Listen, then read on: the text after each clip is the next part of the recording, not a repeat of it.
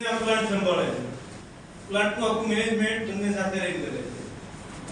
તો બંને ડોક્ટર છે, આપણે સારી રીતે પ્લાન્ટ પણ બતાવ્યો. હવે દાણ વિશે અને આપણા પશુપાલન વિશે થોડી વાત કરશે કે જેથી કરીને આપણે સારી રીતે સમજી શકીએ. તો શાંતિથી સાંભળજો, તમારો જે કોઈ પ્રશ્ન હોય એ પૂછજો પછી કે જેથી તમને સોલ્યુશન મળી શકે. તો શાંતિથી ડોક્ટર રસગો સાહેબ વિનંતી કરું કે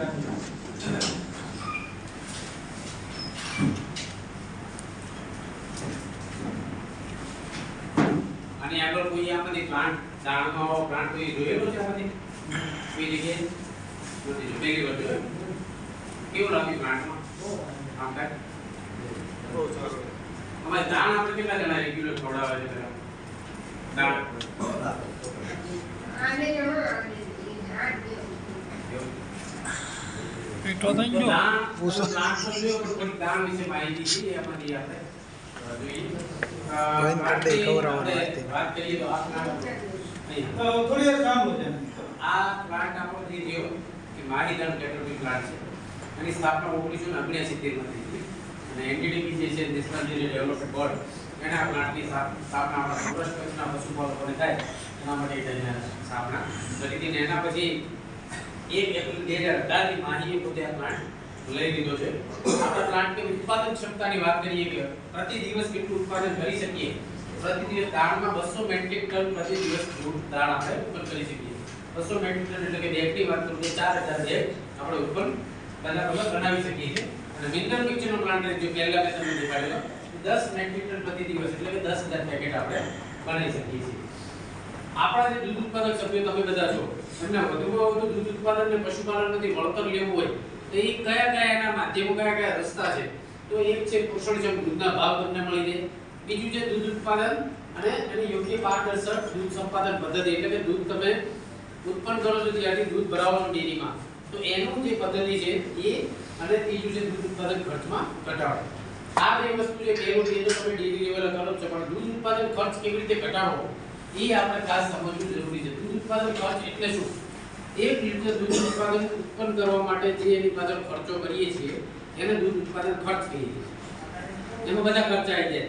ખાંડ દાણ કે જે ખવડાવતા હોય, કોઈ માણા રાખેલો હોય તો એનો કોઈ પગાર હોય, ઇલેક્ટ્રિસિટી વીજળીનું બિલ હોય, જે પણ ખર્ચો કરો તે બધો ખર્ચો આવે. અને એમાં કઈ રીતે બચત કરીએ કે જેથી આપણી ઇન્કમ એટલે કે આવક આપણી વધે. તો એના માટે 2-3 મુદ્દા ખાસ જરૂરી છે. એક ખોરાક સુધારણા. કૃત્રિમ બીજદાન દ્વારા જે ખોરાક સુધારણા એટલે કે એઆઈ કરીએ કૃત્રિમ બીજદાન આપણે તો એનાથી શું ફાયદો થશે કે જે પશુ છે એની નવી પેઢી આવશે બચ્ચાઓ એ સારી ઓલાદવાળા આવશે, એનું દૂધ ઉત્પાદન વધતું જશે જેથી એનું સ્વાસ્થ્ય પણ સારું રહેશે ને નવું પેઢી આવશે એનાથી દૂધ ઉત્પાદન વધશે તો એની ઇન્કમ આપણી આવક વધારે થશે. વ્યવસ્થાપન એટલે કે મેનેજમેન્ટ. આપણા પશુઓ છે તો એનું વ્યવસ્થાપન મેનેજમેન્ટ કઈ રીતે કરવું? આપણા પશુઓને હંમેશા 24 કલાક એની પાસે પાણી ત્યાં ઉપલબ્ધ રહે એ રીતે વ્યવસ્થા કરવી છે. એની પાસે પીપળું કે ગમે તે હવાડો કે ગમે તે હોય તમે એની પાસે એમ ટાંકી રાખો કે એને જ્યાં પાણી પીવું ત્યાં મળી જાય કન્ટિન્યુ. એક આ વ્યવસ્થા રાખો. જો તમારા પાસે જગ્યા હોય તો એને ખુલ્લામાં વાડામાં મતલબ ફરતા રાખો જેથી તમારા જે મસ્ટાઇટિસના રોગો થાય છે પશુઓમાં આવના કે બાવલાના એ રોગો એકદમ ઓછા થઈ જશે. બરોબર? ફ્રી ગ્રેઝિંગ કહેવામાં આવે. એને જેટલું ફરતા રાખશો એટલું સારું રહેશે, એનું સ્વાસ્થ્ય પણ સારું રહેશે, દૂધ ઉત્પાદન પણ એનું વધશે. આપણા પશુઓને વર્ષમાં 2 વાર ઓછામાં ઓછું કૃમિનાશક દવાનો ડોઝ આપવો જોઈએ જે આપણી ડેરી દ્વારા પણ આપવામાં આવે છે. એક ડોઝ ચોમાસા પહેલા આપવાનો હોય, એક ડોઝ ચોમાસા પછી. તો એ ડોઝ ખાસ તમે કૃમિનાશકનો આપો. રસીકરણ છે તો એ આપણા જે ગવર્નમેન્ટ ડોક્ટરો કેમ્પ કરતા હોય તો જેવો કેમ્પ કોઈ આપણા ગામમાં થતો હોય તો તે આપણા પશુઓને ખરવા મોસા કે બીજા બધા રોગોની વેક્સિનેશન કરવું જોઈએ. તો આવા ઘણા બધા મુદ્દાઓ છે જે આપણે વ્યવસ્થા પણ કરી શકીએ છીએ. અને પશુ આહારમાં આપણે શું ખવડાવીએ છીએ પશુઓને? લીલો ચારો, સૂકો ચારો અને ખાંડ દાણ. આ ત્રણેય વસ્તુ પશુઓને એટલી જરૂરી છે. કોઈ પણ એક વસ્તુ નહીં આપો તો પશુને દૂધ ઉત્પાદન પર ઘણી અસર પડશે. કારણ કે ત્રણેયનું મહત્વ એટલું જ છે. લીલો ચારો છે તો એ પશુઓને જ્યારે ખવડાવો છો તો એ દૂધ ઉત્પાદન વધારવા તરફ અને દૂધ ઉત્પાદન કરવાની પ્રક્રિયામાં સારું એવું કામ કરે છે. સૂકો ચારો તો એ પશુની પાચન શક્તિ છે એ વધારે છે, એનું પાચન શક્તિ સારી બનાવે છે. અને ત્રીજું છે દાણ. દાણ એટલે એવી વસ્તુ છે કે જે વિવિધ પ્રકારના સારા એવા કાચા માલ જેમાં પ્રોટીન, ફેટ, કાર્બોહાઈડ્રેટ, બીજા બધા જે પોષક તત્વો, મિનરલ્સ, વિટામિન્સ રહેલા છે એને મિક્સ કરી અને એક આહાર બનાવે છે જેને સંતુલિત આહાર કહેવામાં આવે છે. એનું નામ છે દાણ, જે આપણે માહીદાણ તરીકે બનાવીએ છીએ એનો ઓળખ. આપણી વર્તમાન પરિસ્થિતિ એવી છે કે આપણો જે એરિયા છે સૌરાષ્ટ્ર, ખાસ કરીને તમારો આર્ટ્સ કે જે કોઈ, ત્યાં આપણા એરિયામાં કોટન એટલે કે કપાસનું પ્રમાણ વધારે છે. કપાસનું ઉત્પાદન વધારે છે. અહીંયા આપણે કપાસિયા ફળનું ચલણ વધારે છે પશુ આહાર. બરોબર છે. જો કપાસિયા ફળનો ભાવ ડાઉન થાય એટલે આપણે જો દાણ ખવડાવતા હોય તો દાણ બંધ કરી દઈએ છીએ, અને કપાસિયા ફળનો ભાવ ઊંચો જાય બહુ 2025-22 તો આપણે દાણ ઉપર કરવો પડે. કપાસિયા ફળ વાસ્તુ સારી છે, એમાં ખોટું નથી, એનાથી દૂધ ઉત્પાદન વધે છે, એનો ફેટ સારો વધે છે. પણ કુદરતી રીતે કપાસિયા ફળમાં એક ગોસીકોલ નામનું ઝેરી તત્વ છે. અને ગોસીકોલ જે છે ઝેરી તત્વ એ શું કરે છે, એ વધારે પડતા પ્રમાણમાં અને બહુ લોંગ ટાઈમ એટલે કે બહુ વધારે પડતા સમય સુધી તમે કપાસિયા ફળ આપણા પશુને ખવડાવીએ છીએ તો એના કારણે ગોસીકોલ નામનું જે તત્વ છે એ શું કરે છે, ગર્ભાશયમાં જઈ અને જ્યાંથી બીજ છૂટું પડે જ્યારે ગરમીમાં આવે પશુ ત્યારે એ રોકી દે છે. એના કારણે આપણા એ પશુઓમાં, આપણા એરિયામાં સૌથી વધારે ગામડા લેવલે પશુઓમાં પ્રોબ્લેમ હોય તો ગરમીમાં ના આવવા, વારંવાર ઉત્સાહમાં આ પ્રોબ્લેમ સૌથી વધારે જોવા મળે. સાચી વાત કે ખોટી વાત? સાચી વાત છે. એનું કારણ કપાસ છે. બરોબર છે. એટલા કપાસ ફળ ખવડાવો પણ બહુ લિમિટેશનમાં ખવડાવો. એટલે કપાસિયા ફળમાંથી પર્ટિક્યુલર એક જ વસ્તુ મળશે, પ્રોટીન કે ફેટ, સમજો. પણ દાણ તમે તે ગમે તે ખવડાવશો દાણ, તો એની અંદર વિવિધ પ્રકારના મટીરીયલ મિક્સ કરી તમને જેમ દેખાડ્યા અલગ અલગ મટીરીયલ છે, એની દરેકની વિશેષતા હોય છે. સાથે સાથે વિટામિન્સ નાખીએ છીએ, મિનરલ નાખીએ છીએ, કેલ્શિયમ નાખીએ છીએ, તો એ પણ પશુઓને એક જ આહારમાંથી તમને મળી રહેશે. તમે અલગ અલગ બધા ભેગા ખવડાવો છો તમારો ખર્ચો વધશે, તમારી ઇન્કમ સામે નહીં. જ્યારે એક વસ્તુ ખવડાવશો, ઘણા મેમ્બરો કેવું દેવું કે સાહેબ કપાસિયા ફળ હેવાયેલું છે, દાણમાં કન્વર્ટ કેવી રીતે કરું, દાણ બધી ખાતા નથી એમાં. કારણ કે આપણો કપાસિયા ફળ મીઠો હોય, પશુનો બહુ ભાવતો હોય, દાણ પહેલી વાર ખવડાવો એટલે પહેલી વાર સૂકશે એટલે એ ખાય. આ કોમન છે આપણા એરિયા. એના માટે શું કરવું પડે, એવા માટે દાણની બોરી લઈને તમે દાણનું ગોળનું પાણી જેવું મિક્સ કરીને એના નાકના ભાગમાં ચોપડી દેવાનું 2 દિવસ સુધી. આવું કરવાથી એની જે સુગંધ છે દાણની એ એના મગજમાં બેસી જશે. અને એ મગજમાં સુગંધ બેસી જશે પછી ત્રીજા દિવસથી દાણ ખાવાનું ચાલુ કરશે. 50 ગ્રામથી ચાલુ કરો. કપાસિયા ફળ તો ચાલુ જ રાખો તમે, પણ દાણ ખવડાવો ધીમે ધીમે. જેવું પશુ તમારું દાણ ઉપર હિવાય થતું જાય, કમ્પ્લીટ ખાવા મળે, પછી આ બાજુ કપાસિયા ફળ ઘટાડતો જાઓ અને આ બાજુ દાણનું પ્રમાણ વધારે. આ રીતે કપાસિયા ફળમાંથી દાણમાં કન્વર્ટ. એક સાથે તરત કપાસિયા ફળ બંધ કરીને દાણમાં ના કરતા, કારણ કે પશુ નહીં ખાય તો આપણું દૂધ ઉત્પાદન પર તરત અસર પડશે. એટલે મેં તમને ના ખવડાવતા હોય, પહેલી વાર ખવડાવવાનો હતો. આ એક કોઈ પણ સાદી એક એની ટેકનિક. એટલે જ પશુ દાણમાં માહીદાણ જે છે લોકો માટે બધા, એમાં વિવિધ પ્રકારના પોષક તત્વો રહેલા છે, જેનાથી ફાયદો શું થાય છે કે દૂધ ઉત્પાદનમાં સુધારો થાય છે, દૂધની ક્વોલિટીમાં સુધારો થાય છે. ઘણા મેમ્બરો અહીંયા આવતા હોય છે તો જે રેગ્યુલર દાણ ખવડાવે છે એમ કહેતા હોય છે અમારા પશુને બીમાર બહુ ઓછા હોય. બરોબર? ને એનું કારણ એટલા માટે રોગ પ્રતિકારક શક્તિ, એની ઇમ્યુનિટી સારી વધારે છે, જેથી પશુઓ રોગ સામે રક્ષણ આપે એવું બને છે. એટલા માટે એને બીમાર ઓછા પશુ બને છે. દૂધ ઉત્પાદન ખર્ચમાં પણ ઘણા બધા એના ફાયદા છે. હવે આપણે જે પ્રોડક્ટ બનાવીએ છીએ, અલગ અલગ પ્રોડક્ટ બનાવેલી છે, એની વિશેષતા છે એ ખાસ સમજવા જેવી છે. આ માહીદાણ સંપૂર્ણ જે છે ગુલાબી કલરની થેલીમાં આવે છે, 40 કિલોનું પેકિંગ આવે છે. નાની 5 ml ગોળીમાં આપણું દાણ આવે છે. ભેંસો માટેનું સ્પેશિયલ દાણ આપણે માહીદાણ સંપૂર્ણ બનાવ્યું છે. દાણ કે આની અંદર પ્રોટીન 22% અને ફેટ 7%, કપાસિયા ફળ જેટલો ફેટ રાખેલો. એટલે તમારી પાસે જો જાફરાબાદી સારી બ્રીડ હોય, એનો ફેટ અને દૂધ ઉત્પાદન વધારે પડતું હોય તો એને હંમેશા સંપૂર્ણ ખવડાવવાનો આગ્રહ રાખો. નેક્સ્ટ અનમોલ છે, એ પણ ભેંસ માટેનું સ્પેશિયલ દાણ છે.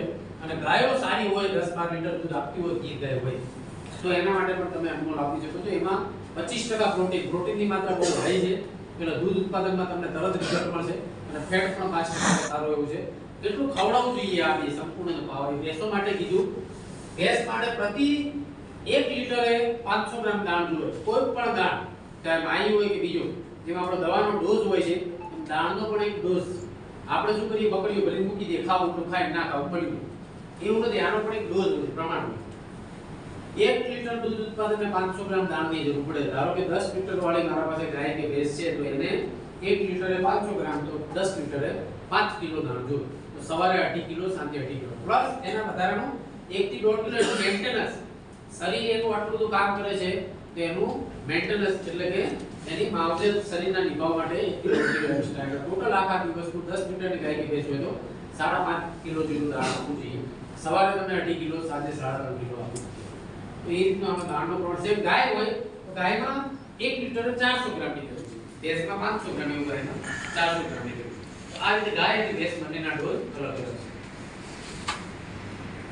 આ છે આપણું માઇનર પાવર જે ગાયો માટેનું બનાવેલું નાણ છે. આપણા પાસે ગીર માટે ગીર ગાય કે દેશી કે જે પણ તમે જર્સી કહેતા હોય ત્યારે હંમેશા પાવર ખવડાવવાનો આગ્રહ રાખો. તમે સંપૂર્ણ કે અમોન્ટ ખવડાવશો તો ખોટો વાંધો નથી, એનાથી રિઝલ્ટ મળશે. પણ ગાયોનું આંતરડામાં જેટલી કેપેસિટી છે એટલું શોષણ કરશે કે એ બધું મળમૂત્ર મારફતે વેસ્ટ જશે, એનો કોસ્ટિંગ ખર્ચો તમારો વધશે. એટલે ગાય હોય આપણી અને 7-8 લીટર દૂધ આપતું હોય તો આપણે એને પાવર ખવડાવવાનો રાખો.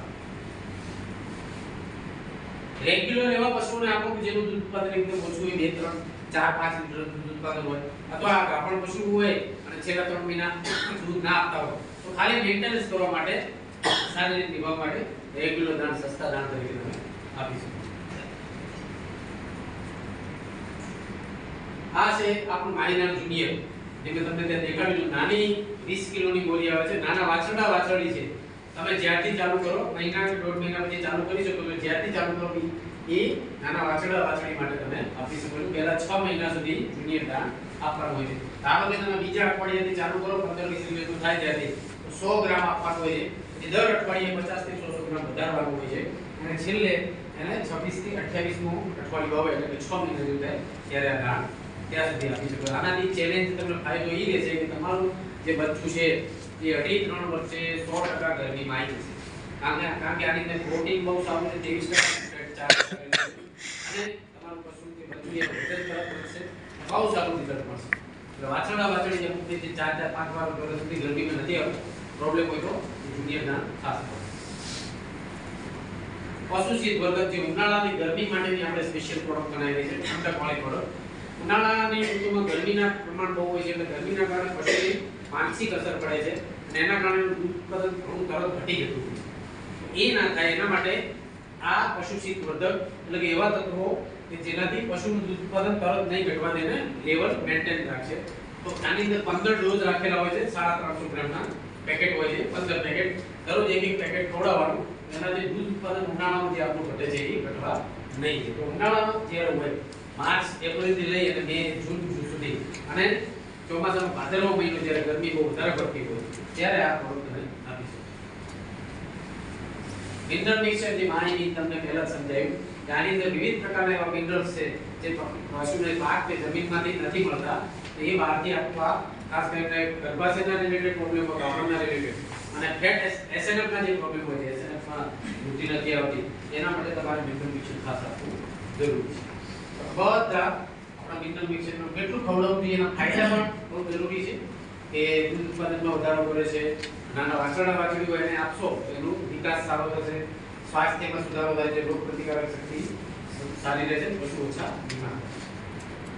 કેટલું ખવડાવવું જોઈએ મેં તમને સમજાવ્યું. 1 લીટરે મિનરલ મિક્સર પાવડર 10 ગ્રામ આપવો જોઈએ. બરોબર, 1 લીટર 10 લીટર હોય તો 100 ગ્રામ પાવડર જોઈએ. દૂધાળા પશુઓ માટે, દૂધ ના આપતા પશુઓ માટે 50 થી 100 ગ્રામ જેટલો પાવડર તમે આપી શકો. વધારે પડી જાય તો કોઈ ચિંતા કરવાની જરૂર નથી, આની કોઈ આડઅસર નથી. અને નાના વાછરડા વાછરડી છે 15 દિવસ કે મહિનાનું થાય ત્યારથી તમે ચાલુ કરી શકો છો. માચિસના 1 કે 2 બોક્સ તમે સ્ટાર્ટિંગમાં આપી શકો. આ જે મિનરલ્સ છે એનાથી ઉણપથી કયા કયા રોગો થાય છે? આ જે છે એ ફોસ્ફરસની ઉણપ છે, પાયકા રોગ વાળો, જે પ્લાસ્ટિકની થેલી ખાવા મળે, ધૂળ ચાટે, દીવાલ ખાય, આ બધું ઢોર ખાવા મળે. આ જે છે કેલ્શિયમની ઉણપ છે, ફોસ્ફરસની, એના હાડકા નબળા થઈ જાય, વ્યવસ્થિત એના તાકાત ના રહે, ઊભું રહી ના શકે સરખું, એવા રોગો થતા હોય છે. ઝીંકની ઉણપ છે તો આંખમાંથી એને પાણી ટપકતું હોય, બરોબર છે, એનો ગરદનનો ભાગ એકદમ કડક થઈ જાય છે. કોપરની ઉણપ હોય એને ભેંસનો કલર કાળો હોય એની જગ્યાએ આવી કોફી કલર જેવી ભેંસનો કલર થઈ જાય છે, વ્હાઈટ ચાંદા પડી જાય, એનો સ્કિન વ્યવસ્થિત ચામડી સારી ડેવલપ ના થાય.